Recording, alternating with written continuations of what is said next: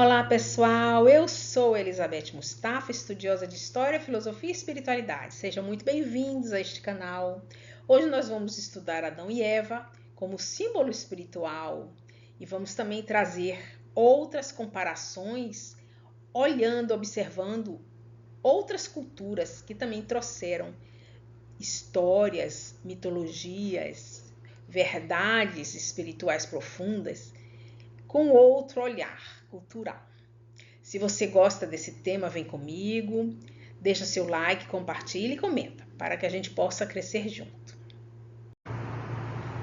Segundo a tradição judaico-cristã, pela lei mosaica do livro Gênesis de Moisés, o homem foi formado assim, como Deus formou o homem. Aspas. E formou o Senhor Deus o homem do pó da terra, e soprou em suas narinas o fôlego da vida, e o homem tornou-se alma vivente. Em vários momentos, a doutrina espírita faz uma análise de Adão e Eva. Segundo o pensamento da doutrina espírita, Adão e Eva não é vista como um relato histórico literal, mas como uma alegoria simbólica do processo evolutivo do ser humano, tanto do ponto de vista material quanto espiritual. Então, a doutrina espírita de Allan Kardec, os estudos que Allan Kardec fez sobre a vida, sobre a espiritualidade, sobre a criação da humanidade, estão descritas em vários livros, entre eles o que eu li, a Gênese de Allan Kardec, o Livro dos Espíritos e também no livro A Caminho da Luz, psicografada por Emmanuel pelas mãos santas do Chico Xavier. Então, segundo a doutrina espírita, Adão e Eva não é visto como um relato histórico literal, mas como uma alegoria simbólica do processo evolutivo do ser humano, tanto do ponto de vista material quanto espiritual. Então, a doutrina espírita vai tratar aqui este assunto com uma profundidade que nós não vamos encontrar em nenhuma outra análise. Somente a doutrina espírita traz essa visão, essa leitura, não só moral, como é realmente o relato de Adão e Eva, mas como também material, de formação da terra, e como também espiritual, que ele vai fazer uma abordagem muito profunda nesses termos. E nós vamos construindo aos poucos esse conhecimento, porque podem saber que o que Kardec fala em uma frase traz muitas e muitas reflexões. E no livro A Gênese de Allan Kardec, no capítulo 11, no item 38, se diz claramente, aspas, a história da criação em Gênesis é uma alegoria, como são todas as antigas tradições sobre a origem do homem. Lembrando que ele está se referindo da Gênesis mosaica, que é que traz essa narrativa da história de Adão e Eva. Mas quando ele fala esta pequena frase, nos deixa muito curiosos. Por quê? Porque ele fala que existe uma alegoria na história de Adão e Eva e que também existem outras tantas alegorias sobre a origem do homem em outras tradições. E aí vamos perguntar, quais são essas outras histórias que também trazem essa alegoria? E na minha pesquisa, eu observei que existem muitas histórias sobre a criação do primeiro homem. Mitos, símbolos, arquétipos, símbolos espirituais, que também culturais, que nós vamos observar em outras civilizações. Por exemplo, na Mesopotâmia, o mito de Enki e Nihonsag, da Suméria. No Egito, o deus Khnum e o torno da criação. Na Grécia, o mito de Prometeu. Na Índia, Purusha, o homem cósmico. Os maias têm a lenda de Popol Vuh. Na África, o Batalá e o barro. e também na literatura nórdica, Ask e Embla. Ask e Embla.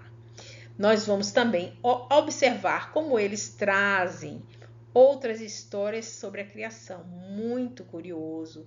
É algo que você percebe a força cultural traçada de acordo com a realidade de cada povo e também traz semelhanças com a história de Adão e Eva.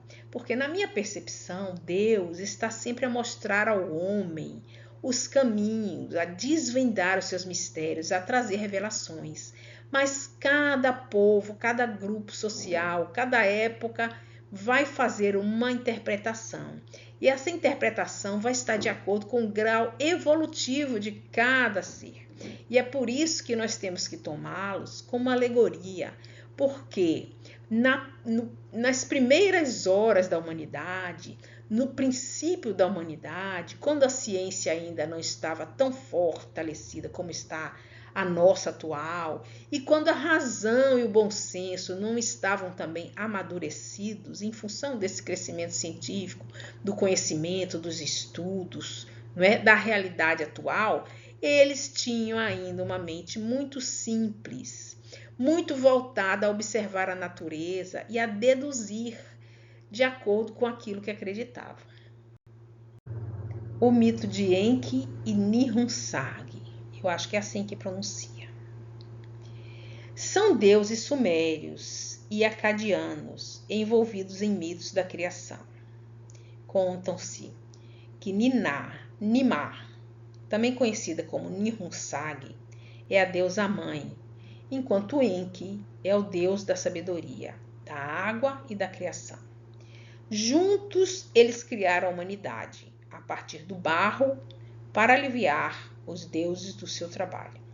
A relação deles é complexa, envolvendo colaboração e uma competição, onde cada um moldava criaturas imperfeitas. Vejam só, eles dois são os deuses da criação, e eles criavam a partir do barro. Como nós também observamos, não é? Que Deus, na Gênesis, coloca: Deus criou o homem a partir do barro, do pó da terra. Vamos comentar isso mais na frente. Vejam que curiosa percepção dos egípcios.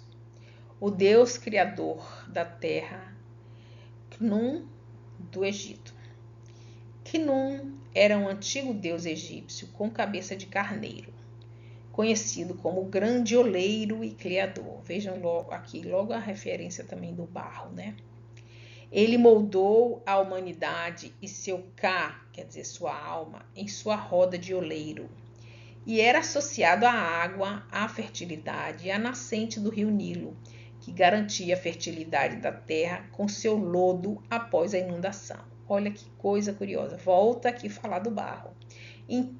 Quase todas os mitos da criação fala-se desse barro, dessa formação, que nós vamos estudar mais profundamente posteriormente. O mito da criação na Grécia, Prometeu. Na Grécia, o mito de Prometeu descreve a criação da humanidade como um ato em que o Titã moldou os homens a partir de argila e água, enquanto a deusa Atena deu-lhes o sopro da vida. Olha que coisa mais curiosa. Argila e água e sopro da vida. Referências também da história de Adão e Eva aparecem aqui. E na Índia, Purusha e Prakriti, a criação do universo. Purusha é um conceito central na criação do universo segundo a filosofia hindu, sendo interpretado de duas maneiras principais. Primeiro, como ser primordial cósmico, sacrificado pelos deuses para gerar o mundo do mito védico. E em segundo lugar, e mais amplamente, como a consciência pura, o princípio espiritual eterno e imutável que interage com Prakriti, de natureza material, para dar origem a toda a existência manifesta. Aqui ele divide o homem cósmico, imaterial, espiritual, com o homem material, com a natureza material, que ele representa aqui por uma mulher, não é? Então, muito interessante essa análise também dessa união das duas faces, do espiritual com o material na Índia. Vejam como aqui a interpretação é muito voltada para a questão cultural, a percepção cultural dos maias, na minha visão, na minha leitura, que não aprofundei os símbolos, a simbologia, como estou querendo fazer com Adão e Eva. Mas vamos lá. O Popol Vuh, para os maias, é um texto sagrado de narrativa quiche sobre a criação do mundo e dos seres humanos. As histórias dos heróis gêmeos Hu, Nampu e Xibalanque, e as genealogias do povo Quiché. Então, isso aqui está falando desse grupo Quiché Maia, dos ameríndios, daqueles primeiros habitantes das terras aqui das Américas, não é? Que nós chamamos de América primitiva. Segundo eles, a criação foi feita da seguinte forma: os deuses, com o coração do céu, criam o mundo e os animais através da palavra. Vejam, usando aqui a palavra divina do céu. É como se os chineses que entendem o Senhor dos Céus, eu penso que pode ter uma referência. Criou esse Senhor dos Céus, através da palavra, criou os primeiros animais, o mundo e os animais. E as primeiras tentativas de criar os seres humanos, usando o barro e a madeira, fracassaram. Então, eles resolveram fazer uma outra experiência para criar o homem. Porque, usando o barro e a madeira, era difícil que aqueles seres animalizados adorassem os deuses. Então, finalmente, os deuses criaram os humanos a partir do milho, que é a base de subsistência maia. Eu tenho um olhar aqui interessante, que ele pode estar definindo períodos da história da humanidade aqui. Quando ele coloca os primeiros seres humanos feitos do bairro da madeira não conseguiam adorar os deuses, está se referindo aos seres primitivos, aos primatas. E depois, quando ele fala aqueles que foram criados do milho, que é a base da subsistência maia, estão se referindo a outra fase, a uma fase assim do neolítico, de um povo mais que já aperfeiçoou técnicas, inclusive de agricultura. Este é o meu olhar grosseiro sobre essa questão. Mas, visivelmente, nós observamos aqui a percepção da criação do mundo muito ligada às tradições e à cultura daquele povo. É importante também poder observar como os africanos compreenderam a criação do mundo, de uma forma também muito simbólica, talvez muito profunda. Talvez tão profunda que eu aqui não possa analisar sem estudar muito. Obatalá ou Oxalá e a criação da humanidade. Segundo o mito iorubá, Obatalá ou Oxalá foi encarregado por Olodumaré, o Deus Supremo, de criar a terra a partir de um pântano primordial. No entanto, ele se embriagou com vinho de palma e adormeceu, sendo substituído por seu irmão Oduduva, que completou a tarefa de moldar o mundo. Posteriormente, Obatalá recebeu a tarefa de modelar os seres humanos a partir do barro, aos quais Olodumaré deu o sopro da vida, tornando-o o criador da humanidade. Olha que coisa também parecida, não é? Porque na saga de Adão e Eva, a criação foi a partir do barro e também teve o sopro da vida. Vemos isso em outras percepções culturais também, não foi? Vamos analisar mais na frente. Vejam como os nórdicos, os povos que viviam no norte europeu ali, naquele local onde viviam os vikings, os gauleses, não é? Que eram considerados bárbaros pelos romanos. eles enxergavam a criação da Terra. Aski e Embla, primeiros habitantes da Terra. Não muito tempo depois da criação do próprio mundo, Odin, quer dizer, o Deus Criador, caminhava pelas costas de uma das novas massas da Terra. Com ele estavam dos outros deuses seus, Vili e Ve. Os 3 deuses encontraram 2 troncos de árvores na praia. Tinham a forma de um homem e de uma mulher, mas estavam sem vida e sem poderes. Então, os 3 deuses decidiram dar-lhes o que lhes faltavam e torná-los verdadeiramente humanos. Odin soprou neles o sopro da vida, enquanto seus 2 companheiros lhes concederam atividade mental inspirada, uma tez saudável e a capacidade de falar, ouvir e ver. Vestiam-nos com roupas adequadas e deram ao homem o nome de Aski e à mulher, Embla. Aski e Embla receberam então Midgard, o mundo civilizado da civilização humana, como moradia. Tornaram-se pai e a mãe de toda a humanidade. Olha aí que bonito, né? Eles receberam uma terra que se chamava Midgard. Muito bonito. Voltemos então a falar de Adão. Para o Espiritismo, na questão 50 do Livro dos Espíritos, Adão existiu realmente, mas não foi o primeiro ser humano e nem o único ancestral da humanidade.